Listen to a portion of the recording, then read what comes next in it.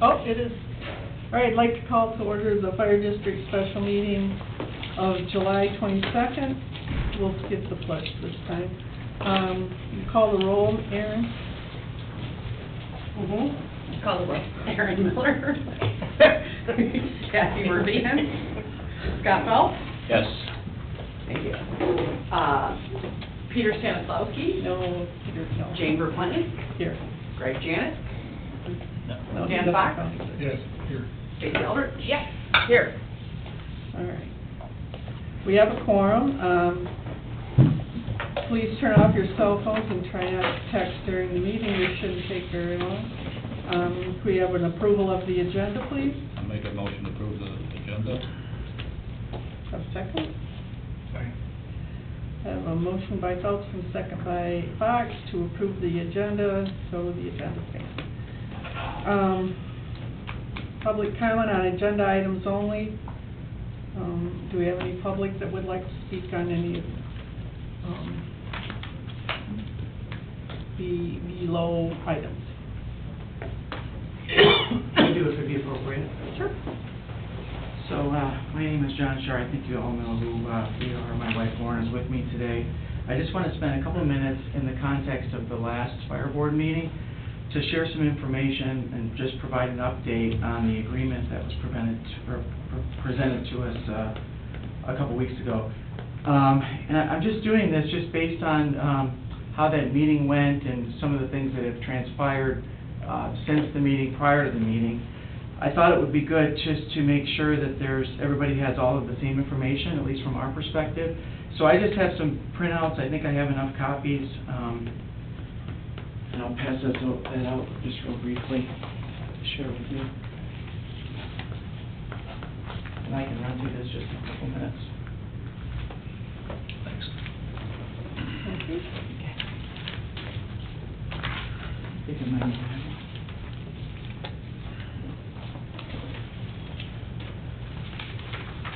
So I even have one, I think, for some other people that want to look. So the very first thing I have is I just wanted to make sure that the public and the fire department understands what our intentions were when we originally moved into 730 Water Street and what information was presented to us in terms of what water access we had rights to. So what you're looking at is the original 2016, I think it was Coldwell Banker at the time, it's now some other realtor firm, Dave Holtz, listed the property for sale, and you'll see there in the description it says waterfront on 2 sides, 3 permitted slips. So the way it was shared to us at the time is that there was 3 permitted slips, meaning the north, the what would be the south, and the west. And so we went about and went through the next page there you'll see is we went through the DEQ process, got approval to install docks to make it safer for entry because the seawall was jagged, and you'll see those DEQ approved slips. John? Yeah. Yeah. On the description, it says, well, I'm just not sure it's totally clear, because it says waterfront on 2 sides. Yeah, I North, understand what south, you're saying. and west, that- there's 3 sides, and... Well, so I understand what you're saying. The way it was explained to us, the way that was written is that it's a slip. It's not waterfront on the south side. There's a slip there. The waterfront on 2 sides, meaning that you have full waterfront both on the north side of the property and the west side of the property, right? It's just merely a slip. So they're calling it 3 permitted slips, but waterfront on 2 sides. By definition, waterfront was meaning that you had the river and not a slip. Just to me, I don't see it seems an odd distinction between the north side and the south side. They both seem like they're the same, whatever, whether they're slips or waterfront, they're the same. And I get that. I get if you're actually horizontal to the river, that's waterfront. Right. So what's your interpretation of that, Dan, I guess? Well, I don't know. I'm just saying it's not clear, but Just whoever wrote it up didn't do it the right Yeah. way. It was not written up right, because they Yeah. didn't have the property lines correct when they did that. Okay, so why don't we... Okay. Sorry, I'm sorry. So that was our, it was clearly communicated to us, so we went ahead and got DEQ permits. There had been a history of boats parked there on the north side of the property in the past. The other thing I just wanted to bring to light that I'm not sure that everybody is aware is that the city did in fact pay for a survey on the property that included riparian lines. So the next page that I have here is the actual survey by Gleason Van Brink that was conducted, that the city paid for. There's actually a receipt, an invoice, I guess, attached here that says Water and Lucy Street Riparian Survey. And if you look closely at that riparian survey, if you look at where and this is prior to the survey that the fire department initiated the lawyer to conduct through the consultant. So this is basically what kind of created the response by the fire department to pay for another survey. So if you please look at the approximate riparian line on the north side of the property there for the Gleason Van Brink survey, which is a well-regarded survey company, you'll see that the riparian survey line, crosses directly to the 90-degree angle to what's considered the center line of the river. And if you were to cross, do a cross section, you would see that actually goes across the fire dock. Our existing docks, per the DEQ approved docks, are within the riparian boundaries per this riparian survey that the city conducted. So, our response to this was not to send a cease and desist order to the fire department. Our response to this was just relief that we were okay, that we could continue to cohabitate there and exist. So I wanted to bring this to the fire board's attention because based on the pictures that are being taken, based on fire board members confronting our employees, I'm not sure if that there's a full understanding that there are two disputed riparian surveys, one by Gleason Van Brink, who the city uses for survey in the city, okay, and then what's called a design survey that the fire department's and the city's lawyer paid a consultant to do. And those next few pages you'll see are what's called the design survey, redrawing the riparian lines based on a plat drawing from 1833.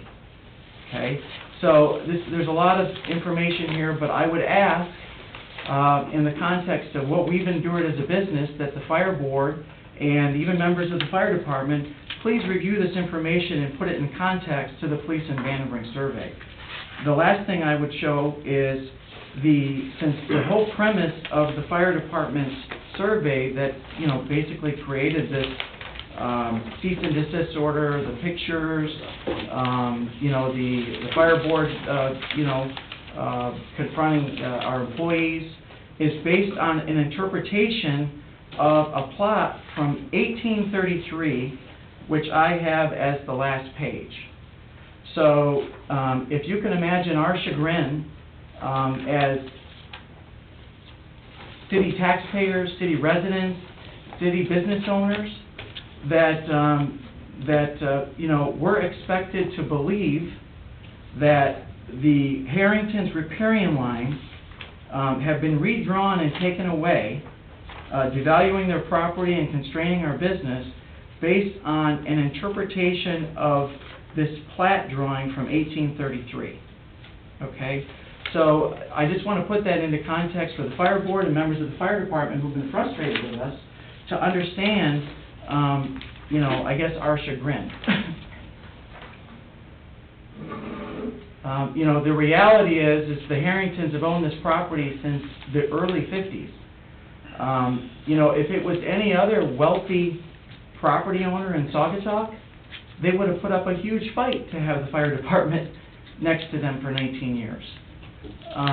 There's no doubt about that. They would have had a riparian survey done probably litigated it if there was some other wealthy property owner along the river. So, that's it, that's all I wanted to say. I don't have any response to the agreement that was presented. Our lawyer is reviewing that after receiving the electronic copy.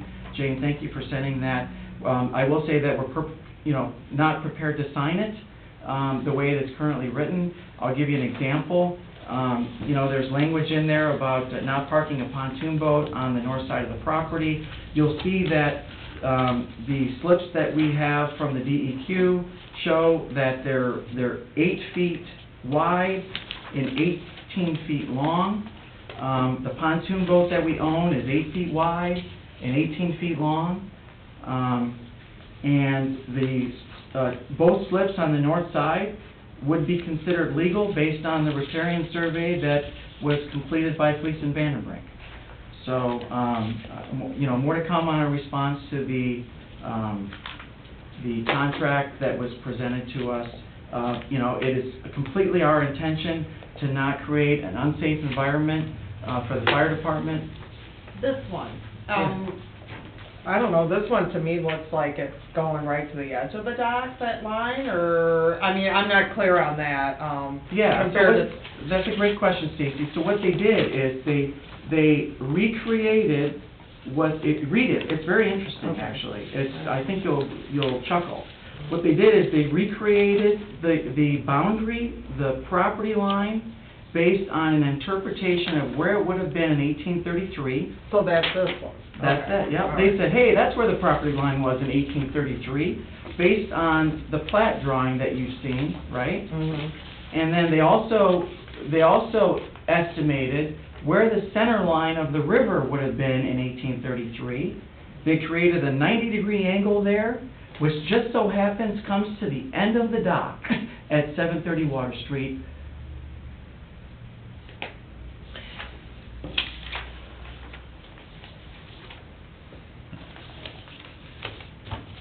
With conflicting reports on the riparian rights.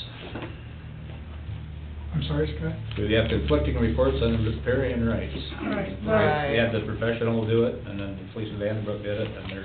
Fleece I mean, and totally Vandenbroek did it different, first, really, and you know. then the professional who the courts hire to do riparian rights, So Jane, forgive me, who lawyers hire to do riparian rights? Courts don't hire them, lawyers do. So you had a lawyer hire a consultant to redraw the riparian line. actually, the city and the fire department The hired. city and the fire department did, correct. But isn't the issue of riparian rights and where the line is now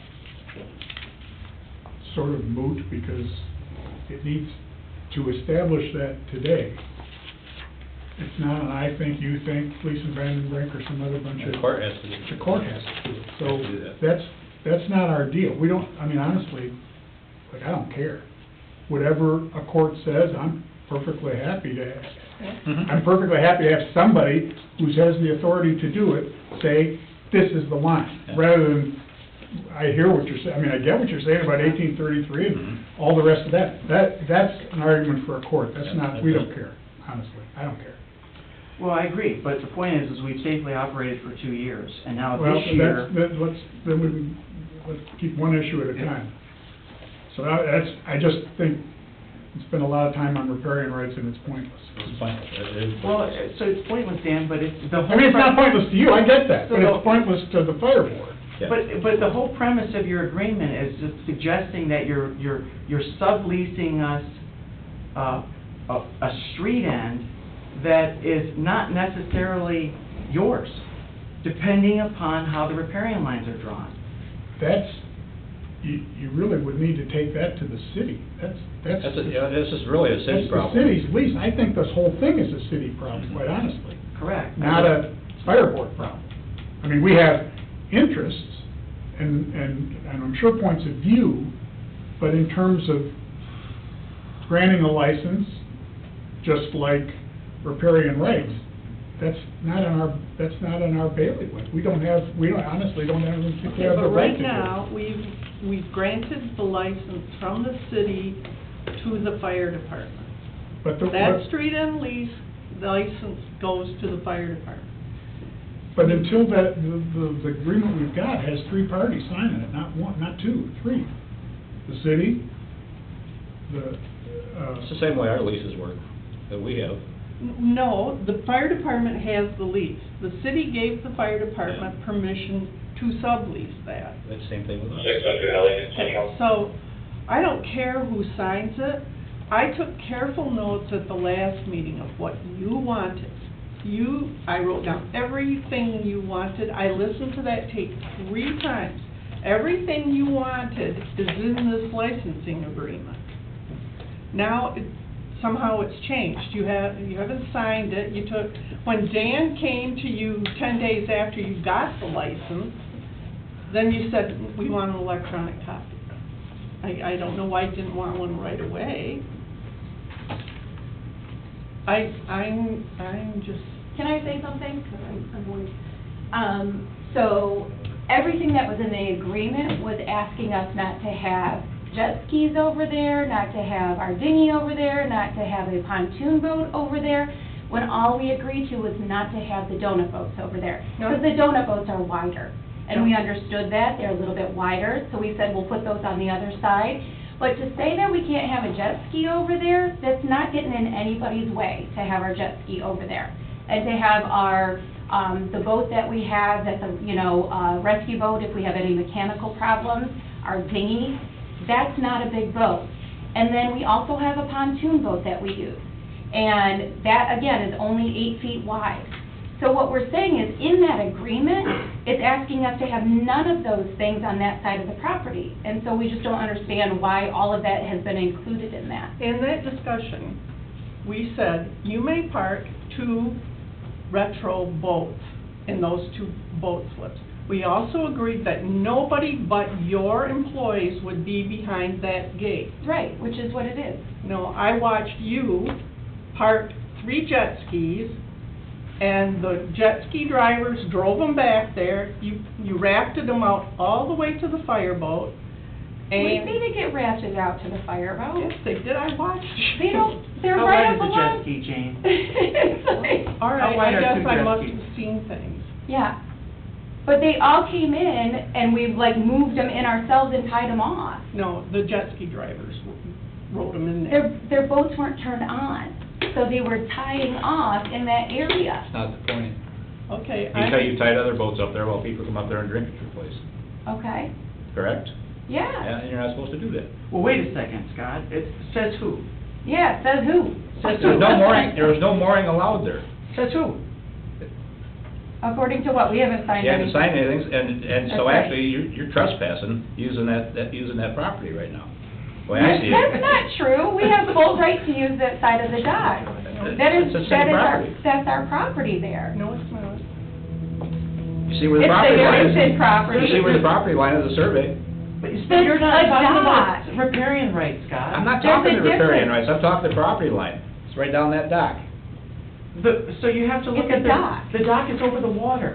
You guys need to educate yourselves. This is so frustrating. Yeah. Educate It's yourself. frustrating for everybody. Hey, Yeah. and Scott, Yeah, don't we've come in asked you- and yell at a 20-year-old I didn't female yell. I came in and employee said, in the "Move middle the- of our can you- business. can you move I the don't boat?" go to your business and start yelling Move at the boat. people in That the middle wasn't of supposed to be yours. Okay, we don't do that. Okay, Anyway, bring this down. Yeah. I'm sorry I did that. Yeah, that was so But inappropriate. I was so mad because you agreed to stuff that we had Well, said here. why wouldn't and you say turned around- something to us you turned- instead of yelling at a you weren't there. 20-year-old female employee? Oh, You weren't there. It's inappropriate. Please Just stop. stop arguing. Just drop it, it's not part of the Don't ever conversation. do it again. I don't plan on Stop. coming down there again. That was inappropriate. Okay. We've operated a business Lauren? there, this is the 3rd year we've operated there. The only reason why we're even in this situation is because Greg wanted to build a new dock that was in an L-shaped configuration that would have prohibited us from having a business where we are.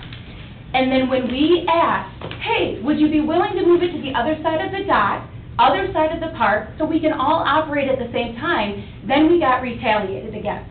And that's what all of this comes down to, because we were operating fine. We allowed you to ask if we could use the bathrooms, if the guys could use bathrooms, absolutely. You wanted to know if we could use a water hookup, absolutely. We were doing everything that you asked us to do, and we operated fine. Until you wanted a dock that was gonna get in our way of our business, we were like, fine, if you need a new dock, let's move it to the other side of the park.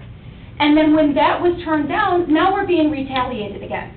It's ridiculous. We've been able to have boats on that side of the building since 1953. Why is this all of a sudden an issue? Something else that, you know, we have the DEQ letter here that says, do not moor boats here.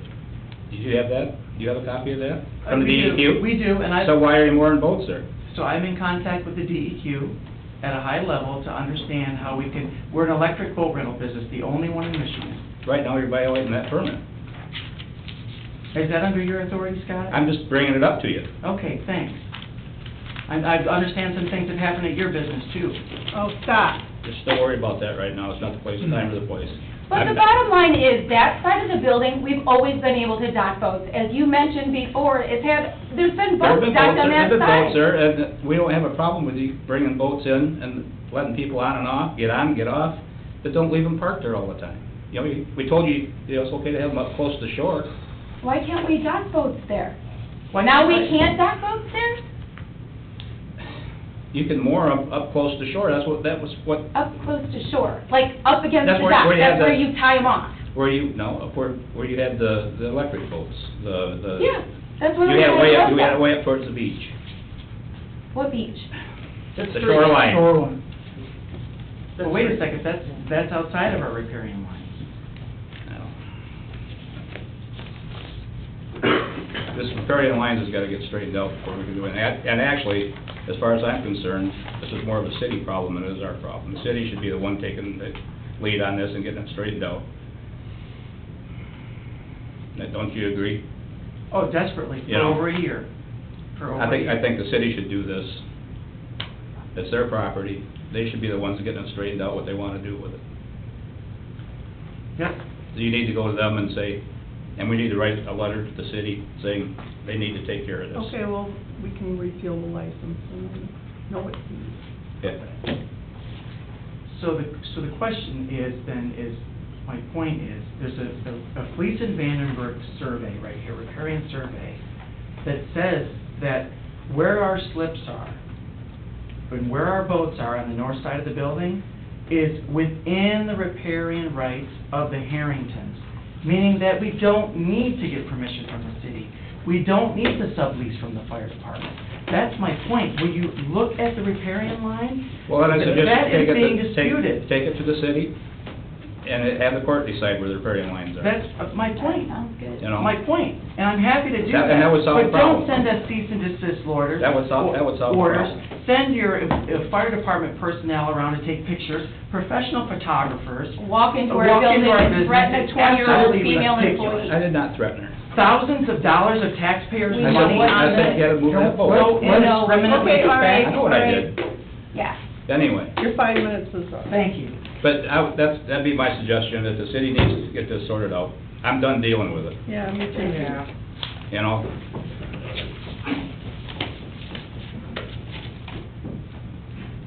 Send it to the city, send a letter to the city, say they have to get this straightened out. Whether it has to go to the circuit court or whatever to get the riparian rights figured out. Okay, we'll probably be revoking the license in 30 days. And nobody will use it. Yeah, well, that's what's gotta get done. Well, they can also grant assuming the city can grant a day-to-day license or whatever until there's a riparian survey. Yeah. But I think trying to battle this out without that survey, without a court Well, the court order, I think- drawing that line, Yeah. we're we're just gonna be screaming at each other. theirs is completely different than the one we had done. Exactly. So, I'd say it's up to the city, it's the And city's whether- problem. And whether I'm tired- he's- Well, I don't think we should have to be dealing with spending the money to do it. Same deal with the DEQ. Mhm. That, the city should be in front of the DEQ Mhm. on this and say, is this the deal? No boats on that side, good, then that's That's the deal. That's the deal. But that's the city, for Yeah. the city, let the city figure it There you go.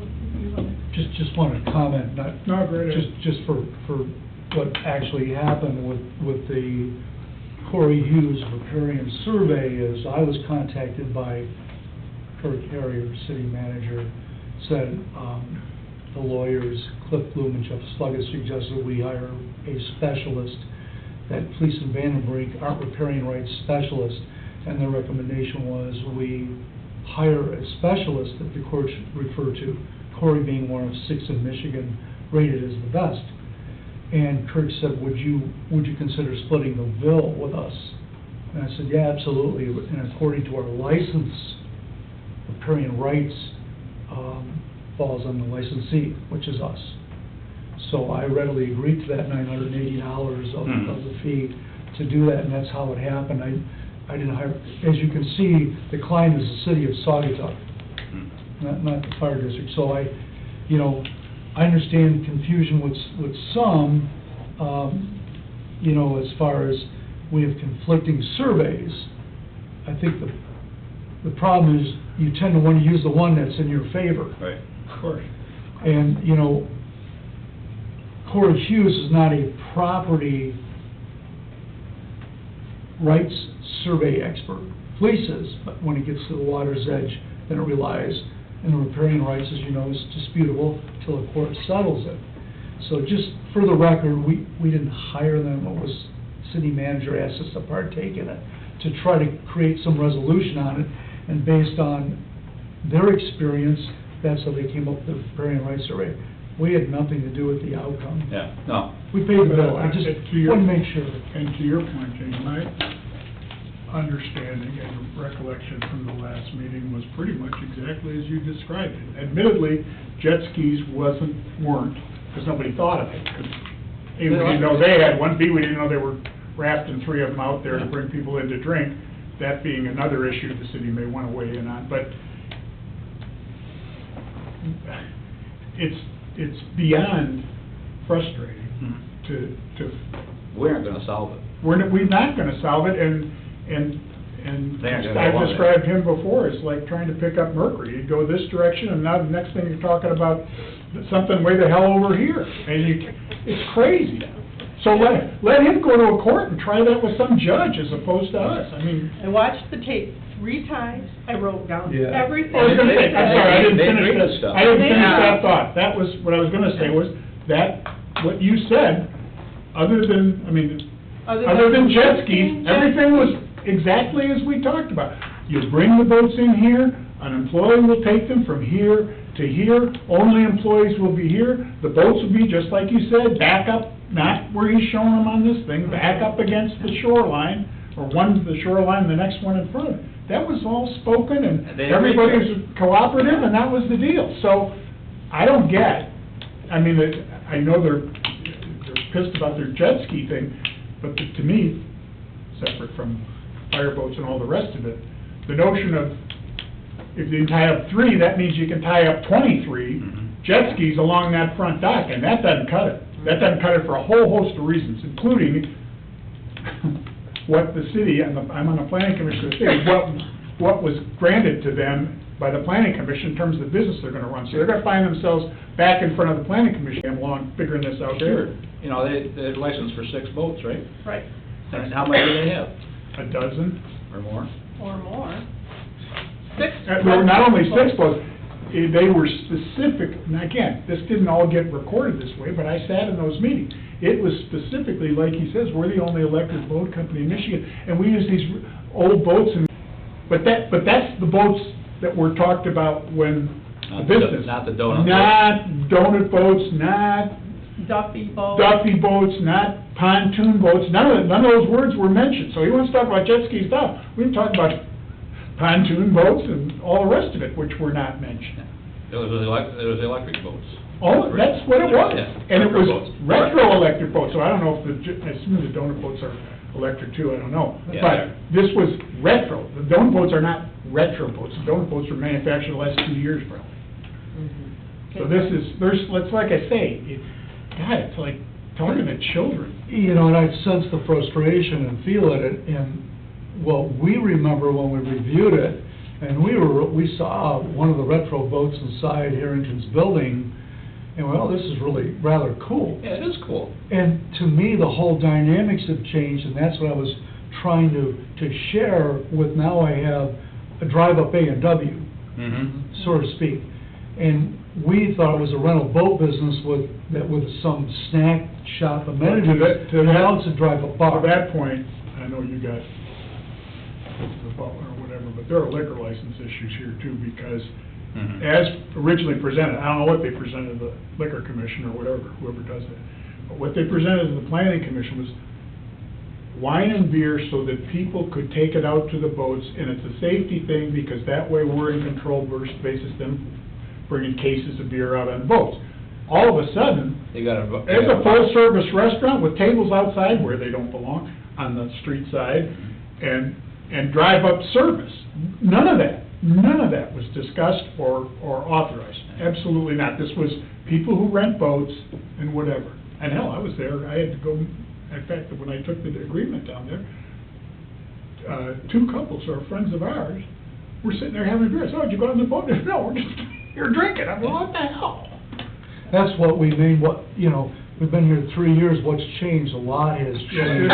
Oh, yeah. The amount of traffic has changed. Remember, I was at one of the city board meetings where he said he had 1,800 trips last year. Well, you add that on, and compound that onto the traffic now where you're trying to enhance your level of business and include drive-up, it changes everything. And that's what we have, and you don't have all those people on the cell phone. You're not gonna call them and say, "Oh, don't look out, the fireboat's in the way," Yeah. because they're patrons of the restaurant and bar. That's what I try, and you guys recognize the dynamics of this operation have clearly changed from the original use and intention. I get that. The only thing I wish we had, what's past is past, but I wish we could have dumped this on the city earlier and more completely. And said, we've got a problem. Well, then we should have said, revoke the license Yeah, start over, get a repair, and start over however. 8 you weeks want. ago, or whenever the hell that was. Yeah. And then that was We thought it would be more expedient to do it this way, which was, naive. Well, next time Naive we're gonna- only given Next time we're gonna- personality. well, kick me. I mean, for whatever it's worth, when you apologize and get no credit for apologizing, it's just nonsense. That was just an attack. It's Yeah. just nonsense. No, I went in, I said, you gotta move the pontoon boat, it Yeah. can't be there. Yeah, that was. I said, Laura or John around, they said, no, they just left. Yes. I remember that when I said, are one of you always there? Yeah. And I remember that question, And I said, oh, you gotta move the pontoon boat now, it's not supposed to be tied up there. Now you get kind of the flavor Mhm. of what. Kyle, why don't you come up to the podium? I would say about, Make sure you stand. arguing. Well, 2 weekends ago, he decided he was gonna yell at me from across his dock. He's what? He just wanted to argue with me Oh. across the dock. Uh-huh, And I wasn't down there for anything special other than check boats. okay. And I just happened to take a picture because they had one of the canopy boats on that side. Which they said they would not do. Yep. And then he wanted to get in a verbal argument with me, and I just said, John, I'm not gonna argue with you. And so, but, yeah. This is personal, but there's a part of John that enjoys that part of the game somehow. People do what they enjoy, people do what they do because they get some kind of lift out of it, and he enjoys all of this. Manipulation and control. And it's just all, but it's like, it doesn't help get something done, get something agreed to, and it's winning stupid little points and extraneous nonsense of 1883, Okay, yeah, so he brought that stuff to us, so, okay, we have a discrepancy in the surveys. Take it to court, find out who's right. And he was told that. Oh, Kirk yeah. Harrier told him that 2 months ago. Yeah. So, I don't- And the Harringtons are gonna get another survey, but they haven't. And- I just don't, from where I come from, you don't continue to use somebody's property in that fashion. They would have to provide proof, and what he's using is Lisa Vandenberg's survey to show he has the right to be on that property. clearly disputed at that time, it should have been. Also, using a real estate listing is meaningless. Yeah. Absolutely. I I don't care whether this says you Not can written order up. 150 boats. Fantastic It doesn't view. make any difference. That's what I. The real estate people, they're like lawyers, they lie, you know, they do that. Exactly.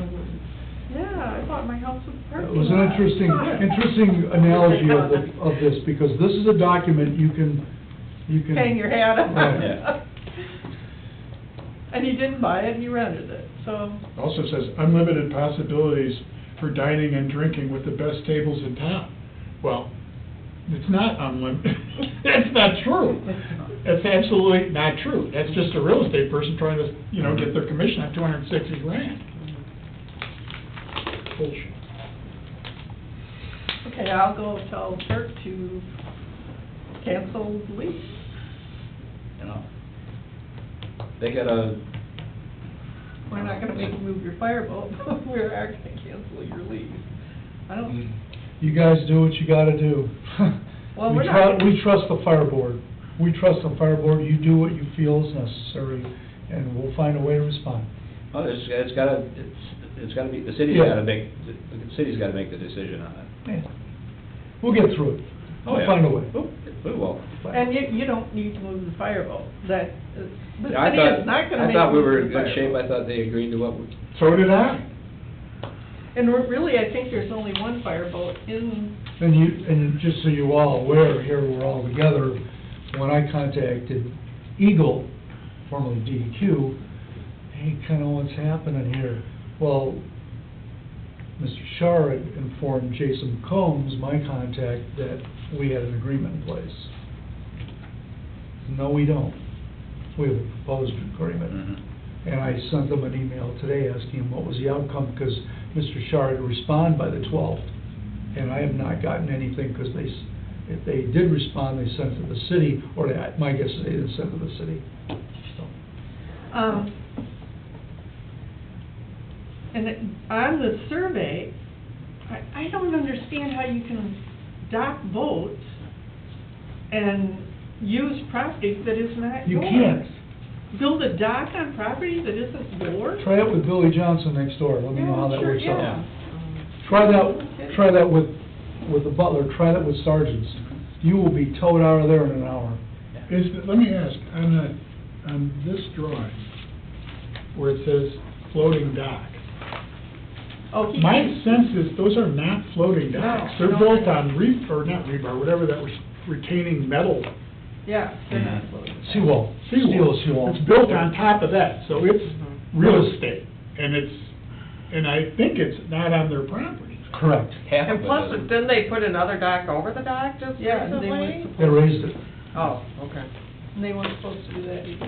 That's what's kind of crazy, the whole baseline of this is not good because it's based on a drawing. It's not right. It's not based on factual, Yeah. so the source, the core of it, let everything off, you know. Well, I'm trying to tell on one of these, but I can't seem to tell. I'm perfectly happy to have a battle with anybody, but you, Well, you nice have to if have, somebody was but you have to have the bat, Mhm. hold the bat, and the court basically holds the Holds the bat bat. on this, and the city has a hand on it, and we really don't. So, well- you know, it's like, let him go try and sell it to the city, who's awakened to the Oh, nobody- maneuverings and nonsense that he's Yeah, pulled on others. nobody's on board in the city either, so. And threaten the city with moving the business and all this other crap. Bye. Bye, Yeah, see you later. over to Douglas. Yeah, I'm sure somebody will move in there in a heartbeat. Start their own business. So, we were gonna talk about the open house. What the fire department is proposing, or at least Greg, I don't know, everybody? I'll let you speak. Everybody seems to be quite happy with this suggestion, is that we move the open house to the National Night Out That's a good idea. and make that the open house instead of having an open house in October Instead of as do all well. instead of having to do all the work up here. That's consistent with the fewer event. Mhm. Yeah, and commitments. And I think that's a great idea. they're doing the same thing twice, actually. Yeah. So it'd be here and not downtown? No, it'll be out downtown. Downtown. Oh, it'd be downtown. But that will be our open house, that will be our demonstration. What we were hoping to, if All right, no, go You ahead. know, with more, probably with more No, people. we were hoping the board might, you know, was a suggestion that was really came from me, because, you know, I see what happens with, we even canceled some training sessions because of what's been happening. And, what I failed to mention to Jane on this concept was, this was for next year. We thought we'd still have October 19 open house, and then the year after that, but. I think we should just do the open house, or do the open house at this year's National Night Out. We just can't do all these events constantly. No, What's I think- National Night Out? National Night Out is a fire, or a safety thing. What's the date of that? Police and fire department August community 5th. partnerships. And this year it's got representatives from, last year it was basically the county sheriff, which had just taken over Saugatuck Police, and the fire department. This year, Graf Shop, however you say that, Grass Valley. Hamilton, I think Hamilton's in it. Yes, sir. Hamilton's in it, Fenville Police are in it, Fenville Fire's in it, I'm missing some, State Police are in it, Conservation Police, I think, are in Yeah, it. So it's gonna be a big deal. Big deal. And it's, I mean, it was, last year it was crappy weather, and it was still a good event. I mean, you know, decent, lot of kids, which is part of the deal. It's only 2 hours long. It's a little bit, it's part fair, part education, part come see the equipment, all the rest of that. But it's the same equipment there. Yeah, no, no, that we there's no have here in reason to- October, so Yeah, it's really. I don't even think. People we just should come do up to that. the food. Yeah. Yeah. and I was gonna say, nobody, you're not gonna get a letter from Mm-hmm. anybody whining about not having it here. And we thought, you know, Bill Hess, God love him, is kind of reaching out, hey, will you donate this, will you donate that? It's hard to fund something like this, so the fire board has always done a great amount of funding for our open house, and maybe we could shift some of that to National Night Out, where, yeah, we can get porta potties, yeah, we can get this, we can get that, where it is somewhat weak, which we have to change, is on the fire prevention aspect. What I like is the whole public safety aspect, where National Night Out was not designed to be, was more of a fire prevention theme, which is what the open house is. So, you know, as we build this thing, like this year, we have I think it was Bill's idea to have a bounce house. We're borrowing one from a fire department. So those things kind of enhance that. We're doing a side-by-side sprinkler demo, which always, that's good results. So just kind of having that activity, there's more fire departments coming to National Night Out than we've ever had. So following that, you know, it seems like you might be able to focus your expenses on one rather than piecemealing everything. Because open house is always a loss, as it should be. We shouldn't profit from it. And Chris Manels, you know, he's got it down to a science, pretty much like what Erin does when she takes over an event. So I thought, boy, it'd be nice to relinquish that responsibility and not have to worry about it. So I threw it out, and some people liked it, some of my officers did not like it. But I have Anybody not wanna- talked to all of them about it. Anybody want to speak from the peanut gallery out there? Will we, one of the things when we've got our open house is we've got fill the loop. Right. Kind of as a fundraiser, although I haven't counted it, in terms of the thousands of dollars, will that still happen during the night out? I don't know, it could, maybe it could. I don't know. How much money? But how much do we make? As the food line goes through, How much money did we make, Matt? So I'm I don't thinking, Dan, I think it's between $3,000 to $4,000 that revenue that we bring in. Usually costs you about $5,000 to $6,000 to put on open house. So we usually have a $2,000 to $2,500 loss every year. So if we just take $2,000 and amp up, National Night Out, we're working in the positive then. We didn't lose any money. There's also, because it came up in the National Night Out planning because, right, Aaron, didn't, the hot dog guys, because last I heard. We're working on it. Whatever. The But- latest with that was, Kirk was gonna talk to the beer barrel guy, Yeah. whose name I should know and I don't, about donating the hot dogs and donating his time and staff to do it. We thought that was kind of a big ask. It's a little different to hand out a cup of ice cream for a bank than to ask someone when their Yeah. business is that, Yeah. make no money That's a and little eat it. too far. But my point was that the sense was, if he had to charge, there's nothing that says that event is free. Yeah. We got all these little food items on sign and whatever, but it doesn't say it's all free. Some of it's probably gonna be free, and some of it... You know, you could do $1 hot dog and people would still be ecstatic that they were Well, and I only was paying gonna $1 say, for a as hot to dog. other possibilities, we could, we can sell stuff there. The fire department could, ask for a donation for watermelon, or whatever, it doesn't make any difference. Anything. There's no, this is all gotta be free to the public. Restriction, either by National Night Out or anybody else, I know, but it's not kind of a loosey-goose anyway, so. If I may, what I will suggest is, if it's free this year, they're going to expect it to be free from now on, so I would make that decision Well, before you start then we slinging hot dogs. put something else in there, I think you'd get tremendous response in this town by having donation things out. Mhm. Again, Yeah. open house, Scott, we were never trying to make money. It would- No. Sometimes we did, sometimes we didn't. We had chicken and fish. The chicken was very expensive, the fish was free, but it was labor intensive as all get out. We got rid of that. Then we went to hot dogs and hamburgers last year, which was a lot simpler, and our cost went way down. Well, I think more important than the cost and the gain or the not, I think it's more important that we not do this because of the personnel. Yes. Events are just getting to be Too too much. much. And we can do something in the fall for fire prevention without doing an open house. Maybe you can do Yeah. something at school, maybe you can do, That's the idea. we can do something other than an open house for prevention and use the National Night Out as our demonstration of whatever we want to demonstrate. And we can set up some games for the kids. I think that makes perfect sense.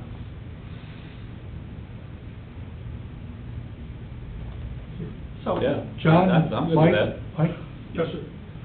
Kyle, yes? I know, Chris has already started planning though for this year's open house. He I doesn't- told Chris he could cancel it. Okay. Yeah, that's a lot of work. Cause I know he starts like, basically day after starts planning for the next year. Yeah, I know, but he's He's got, like Santa Claus. he has to cancel it someday. So, I think it's time to Who's let go funding of, Santa Claus? it's time to let go of this particular event. I mean, we just have to start thinking about how much time and energy we have. And the other side of it, I think, unless I'm mistaken, you'd be a better judge than I am, but my sense is we'll get way more people at National Night Out Right. from a larger, just partly because there's all these communities involved, than we'll get at an open house. We talked about shifting it to try to have more of a revenue stream, and talking with some of the historians, Scott, and even Mike Block, and he said originally it was like to give back to the community. They wanted to wait till after that, and they figured, let's earmark Fire Prevention Week, which was that first Sunday of the month. So those two things really guided them on, oh, let's do something, and whether they have a meal, they can say, hey, here's Greg Janik, he's a first responder type thing. That was kind of the baseline. And, it's Well, shifted quite back. frankly, I think you give back to the community every day that you come to work. So I don't see where you need to give back to the community anymore. I mean, We could do it other ways. We could certainly craft something later on in October that is, You're welcome to have a booth at a little tent or a demonstration or whatever you want at Halloween. Lone Park. Douglas Winterfest is a great venue with a great exposure. That's an up and coming event, so. I think Jake's point is a live one. The event thing from a cost standpoint, both in terms of personnel. money, but also in terms of human resources. Demands. Is what we've got to shrink. We've got to shrink it. Just like we've got to find a way to get money out of somebody for the nonsense out on the highway. I think those are, as a board responsibility, I think those are two big Two big items. items Yeah. to be managed. Okay, thank you. So, Thank you. I think it's the consensus of the board that's here that we cancel the open house.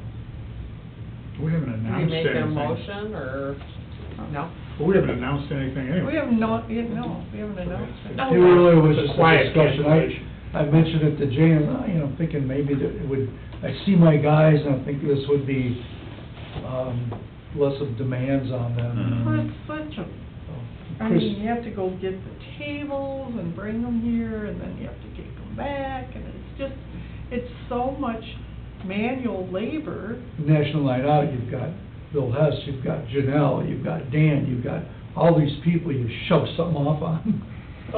Although they don't shove much on. No, well, Dan just pays for everything, Yeah. Done. Banners and everything. Okay. Okay. All right, anything else? I have something else. Dan has something. My little short presentation. Oh. I wish the other guys were here for this, but because I have a feeling this. You what? Oh. Are you calling my phone? Are you calling my phone? My what? Michael. No, I love these bags, FedEx gives you these basic bags. You don't know how many uses you've got for one of these, for these bags, so. I was gonna share this tonight at the Saugatuck City Council meeting, and because obviously concerns or has application to the fire board and whatever, I thought I would at least give you guys an advance view. So, I don't want to say all this tonight, but I'm routinely labeled as a vocal opponent of the Blue Star Trail, which is not an accurate statement, because I'm perfectly happy to have a bike trail come through Saugatuck. I have only opposed the specifics of what the Blue Star Trail was trying to do, and yet you're labeled, oh, you hate people on bikes, you want to see kids get killed and all this other nonsense. So, but I do think it's an interesting deal, because, and then I wrote the latest letter to the editor, and then a week later, up comes John Adams' letter to the editor challenging several things I said. His letter is appropriately titled, Safety is the Big Key to the Trail's Design. And I thought, well, you know what? Now we've got a basis for compromise, because I 100% agree with that statement. And many of the things I brought up have been brought up because I thought there were safety issues. Whatever. And then, as it relates to the fire board and the fire department, we're the only organization in any of these jurisdictions that has community risk reduction as part of its mission. Risk reduction for the whole community. So if there's public safety risk involved, makes sense the fire board would at least have some interest. So anyway, I didn't ask them to do this fancy.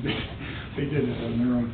But anyway, so whatever this was, June 20th, the trail comes up with its latest iteration. Oh, come on over here, you guys. Or I can just. No, come on over. We'll just all watch it on the side. Okay.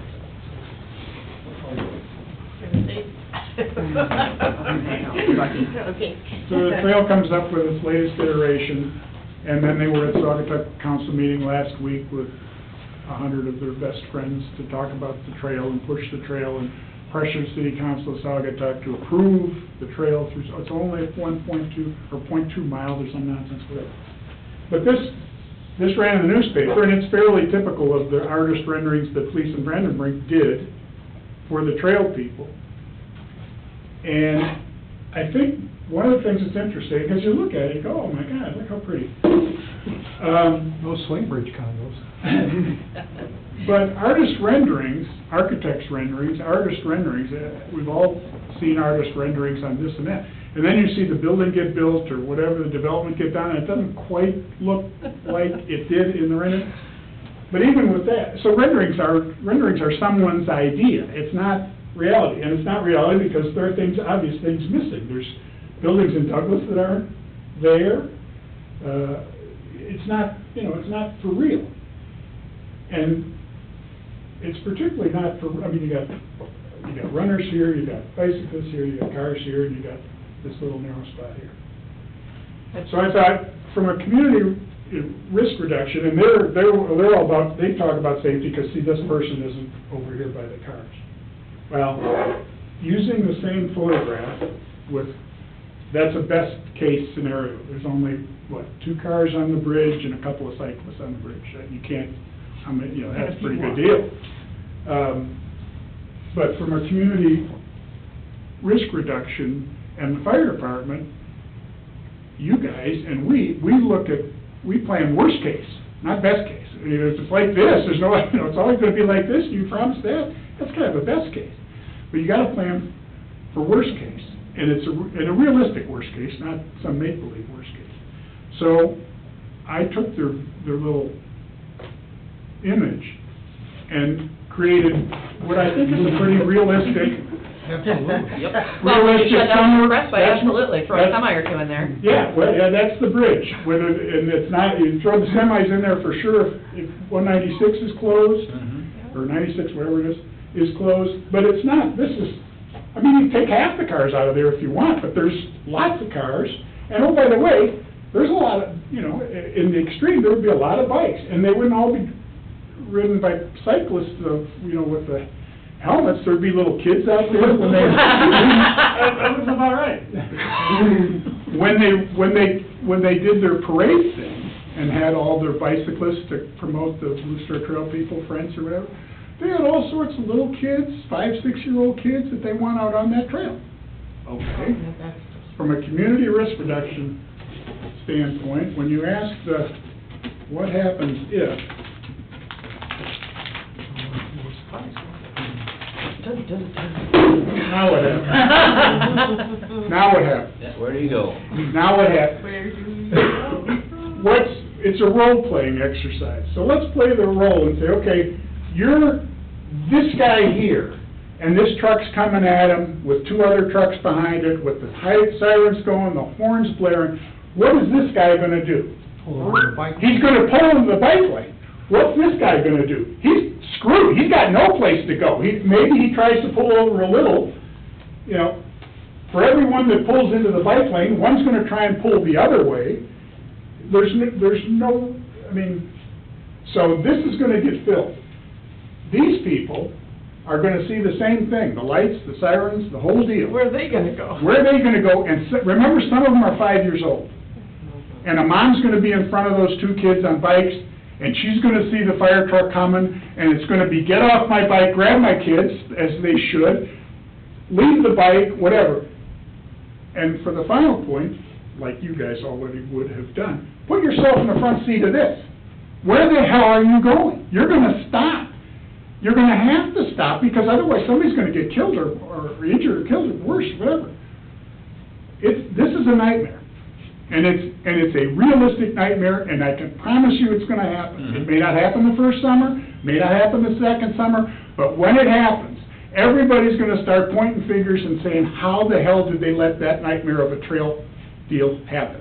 You can see it in Douglas already. I've got a multimedia presentation to go with you if you want, because I have now 4 or 5 times in the back of a fire truck shot video as we're going through the Douglas part, and every time it's the same. A car goes, there's nowhere to go. Even if you have a place to go, there are also people who just stop dead. That's exactly what happened. Freeze. They don't know what, they were taught lights and siren pull to the right. They think, oh my God, stop. So you're gonna have the whole deal out here. Stopping, pulling to the right, pulling to the left, pulling into the bike trail, trying to turn around to get the hell out of the way. It's a nightmare, and it's a realistic nightmare, and it is community risk reduction. This is shown wider than that actually is. Oh, yeah. But that's where they should find their trail. Right. If they need to, and it's got a curve. There's nothing here but thin air. There's nothing. Yeah. That's thin air.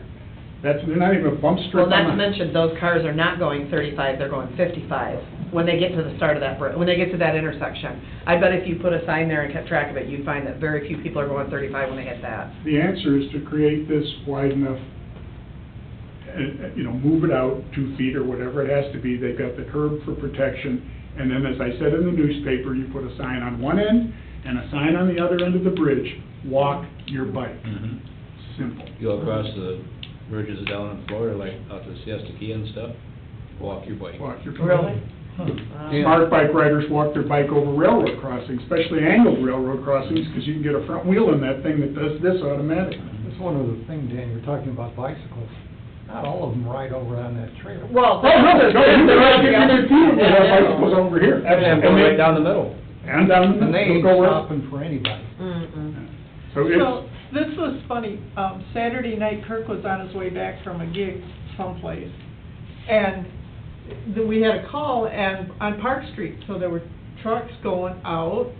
Kirk happened to be in front of a sheriff, and he goes, I could have pulled over and stopped, but he was in Douglas. He goes, there was no place to pull over and stop, so I had to speed up to get out to a place where I could get out of his way. But he goes, you know, you get this feeling of panic because you don't know where to go. There's no place to go. well, I'm gonna tell the city council, and this way, I mean, this relates to township or even Douglas. It's not just an issue for getting to Douglas. There's township down there, and there's Saugatuck down there, because you have to go around. It is a true community risk deal for lots of people, not, and to have them pushing the city council, which started at least a couple of them, leaning in the direction of saying, well, this is not a nightmare. And as I say, if they approve it now, without that center lane, they're, you know, 2 years from now, when the first kid gets killed or worse, or somebody, I mean, think of the accidents, and they're just Are you gonna put your kid out on a road right, with people doing this? right, right, no, Oh no. my God, no. No way. There were a bunch of pictures on Facebook on the firework night. Did you see those? That No. people were like, had their blankets and stuff on the bridge. sidewalk, on the It's bridge. a great place to And walk. then, Sure. but then there were cars on the bike path, you know, the Douglas thing, right in the way. I mean, they're driving down there. It was shocking. You see somebody drive down Yeah. the bike path every day. Yeah, and it was like just this far from people, laying on a rug or whatever they're laying on. Well, They and can't guess believe what? yourself. 200 people an hour ride on that bike path. Really? Yeah. Bet you didn't know that, did you? So they say. Really? What'd you say? 200 people an hour ride on that bike Somebody path. spoke at the So last. it's not about being anti-bike No. trail. No. Safety. Yeah, maybe. Anyway, there's No, a it's good still presentation. exciting. I'd actually, if we had everybody here, and maybe I think it says something too, that the Friends of the Blue Star Trail did not come to this organization, to the fire board, and brief us on any of it. Their goal is to get this trail built, however they do, however It they should have all do. been on the other side of the road. I think it would have all Oh, been. yeah, on the road. absolutely. Yeah, everything. Long side of the road. Yeah. All the way through. That it whole should have been on Douglas the other thing side of the Well, and the road. other thing they don't, Yeah. I mean, this is bike trail crap now, but the other thing they don't talk about is, they have, if they think getting across the Blue Star, or the Blue Star Bridge was a problem, wait till they try and get across that interstate bridge, because they've already talked about, oh, we wanna go into that acceleration lane coming off the 36 going north. Uh-huh. They wanna invade that. Oh my That's a gosh, nightmare. no way. No Yeah. way. It's also a federally, you know, controlled deal, so they're not gonna be quick to jump to the Blue Star No. Trail's pressure tactics, so.